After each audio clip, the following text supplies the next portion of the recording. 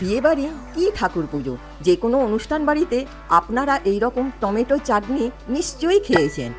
খিচুড়ি, পোলাও বা সাদা ভাতের শেষে এই চাটনি মানেই আলাদা তৃপ্তি।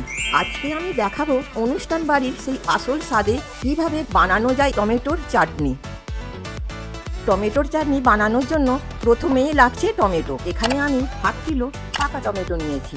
এই চাটনি ভালোভাবে বানানোর জন্য আপনারাও পাকা টমেটো ব্যবহার করবেন। টমেটোগুলোকে আমি একদম ছোট ছোট করে কুচিয়ে নিয়েছি, ঠিক এইভাবে।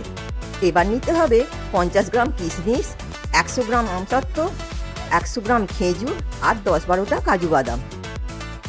আর লাগবে একটা পাতিলেবু আর 1 ইঞ্চির মতন আদা। আদাটাকে মিহি করে কুচিয়ে নিয়েছি, ঠিক এইভাবে। এবার নিয়েছি 200 গ্রাম চিনি।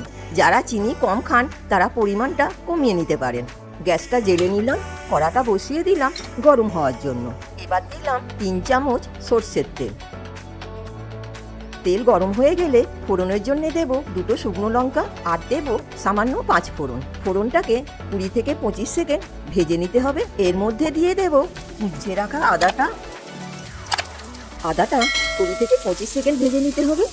এখন দিয়ে দেব কুচনো টমেটোগুলো। গ্যাসের ফ্লেমটাকে মিডিয়ামে রেখে টমেটোগুলোকে ফ্রাই করতে হবে। তারপরেই দেখবেন টমেটোগুলো থেকে এইভাবে জল বেরিয়ে আসবে। এইভাবে মোটামুটি 5-7 মিনিট কুক করতে হবে। তার জন্য ঢাকা দিয়ে দিলাম। 5-7 মিনিট হয়ে গেছে, তাই ঢাকাটা খুলে নিলাম।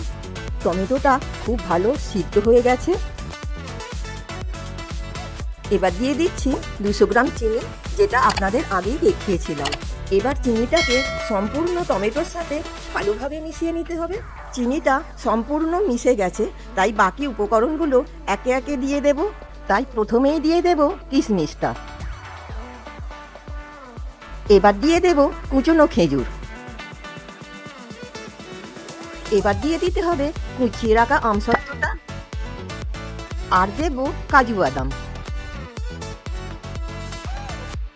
টেস্ট ব্যালেন্স করার জন্য দিয়ে দিতে হবে সামান্য নুন। এবার দেব একটা পাতিলেবুর রস। চাটনিতে পাতিলেবুর রস দিলে সুন্দর একটা গ্লসি ভাব আসে। এবার সব উপকরণগুলো ভালোভাবে নেড়েচেড়ে মিশিয়ে নিতে হবে। অনুষ্ঠান বাড়ির মতন টমেটোর চাটনি কমপ্লিট হয়ে গেছে। তো বন্ধুরা, এই ছিল আমার আজকের টমেটোর চাটনির রেসিপি, একেবারে অনুষ্ঠান বাড়ির স্বাদে।